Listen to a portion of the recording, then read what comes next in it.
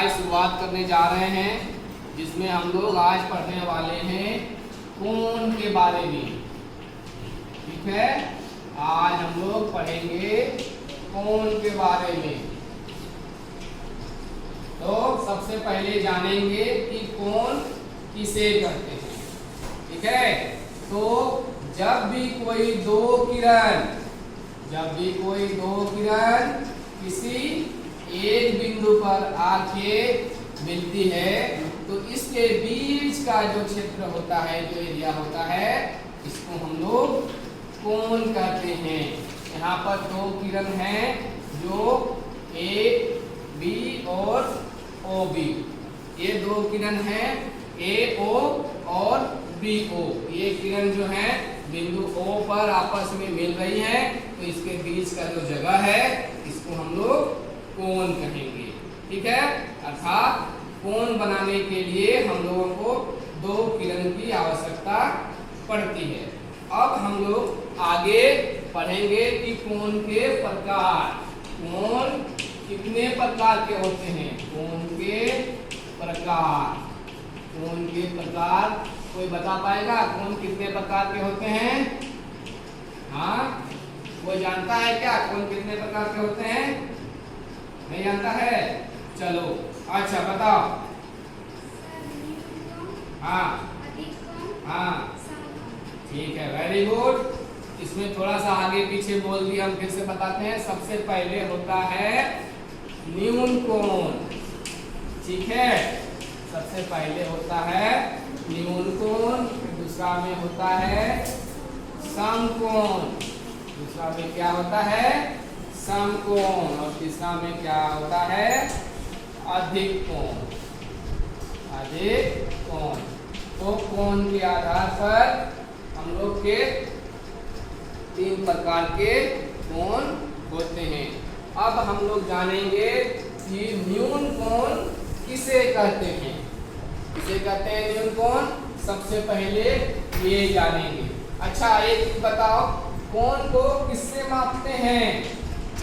कोण को किससे मापा जाता है? से मापा जाता है। इसका उत्तर क्या है? चांद के द्वारा।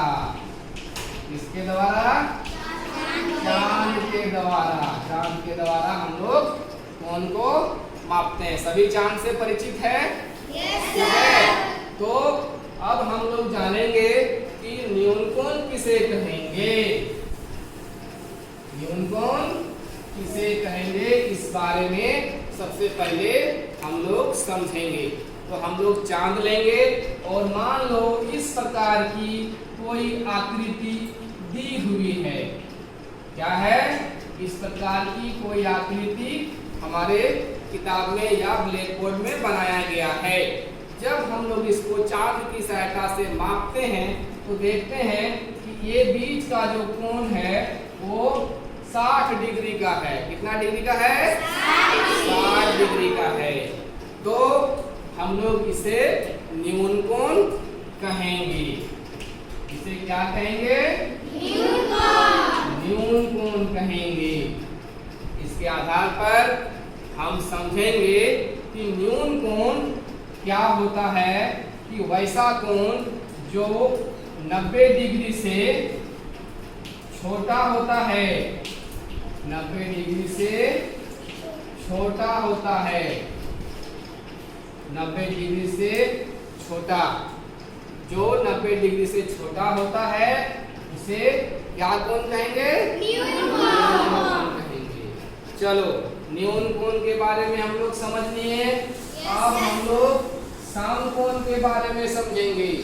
समकोण, ये जो हमारा समकोण है, जैसा कि इसमें लिखा हुआ है सम, इसका मतलब होता है सीधा। ठीक है, जब इस तरह का कोई सीधी लाइन, जब कोई दो सीधी लाइन या सीधी किरण आपस में एक बिंदु पर मिलती हैं, इसमें क्या है? दोनों किरणें एकदम सीधी होनी चाहिए। और इसको जब चांद की सहायता से मापेंगे तो ये 90 डिग्री का होगा। तब जब 90 डिग्री का कोण बनेगा तो इसको हम लोग क्या कहेंगे? समकोण कहेंगे। 90 डिग्री के कोण को समकोण कहते हैं। तो समकोण होने के लिए क्या जरूरी है? कितना डिग्री का कोण बनना चाहिए? 90 डिग्री का कोण बनना चाहिए। और न्यून कोण बनने के लिए कितना डिग्री का कोण बनना चाहिए? 90 डिग्री से छोटा या 90 डिग्री से कम। अब हम लोगों के पास एक कोण बच गया जो है अधिक कोण। अधिक कोण जैसा कि लिखा हुआ है अधिक, क्या लिखा हुआ है? अधिक। अधिक का मतलब क्या होता है? ज्यादा। तो किससे ज्यादा या किससे अधिक? 90 से, है ना? तो 90 डिग्री से जो बड़ा होता है, 90 डिग्री से बड़ा, है ना? 90 डिग्री से जो बड़ा होता है उसको क्या कहेंगे? अधिक कोण कहेंगे। क्या कहेंगे उसको? अधिक कोण। अधिक कोण कहेंगे। तो अधिक कोण किस प्रकार का बनता है? इसकी आकृति किस प्रकार से होती है इसको जरा हम जान लेंगे। ये एक किरण है और एक किरण इधर से आके आपस में मिल रही है। ये ए है और ये ओ है और ये बी है। तो ये जगह जो है वो अधिक कोण है। ये कितना है? 130 डिग्री है। कितना है? 130 डिग्री है। तो आप बताओ 130 डिग्री 90 से ज्यादा होता है कि कम होता है? 90 से ज्यादा होता है। तो हमने क्या लिखा था? जो 90 से बड़ा होता है उसे क्या कहते हैं? अधिक कोण। अधिक कोण कहते हैं। तो हमने आज जाना कि कोण जो है 3 प्रकार के होते हैं। पहला न्यून कोण, दूसरा समकोण और तीसरा अधिक कोण।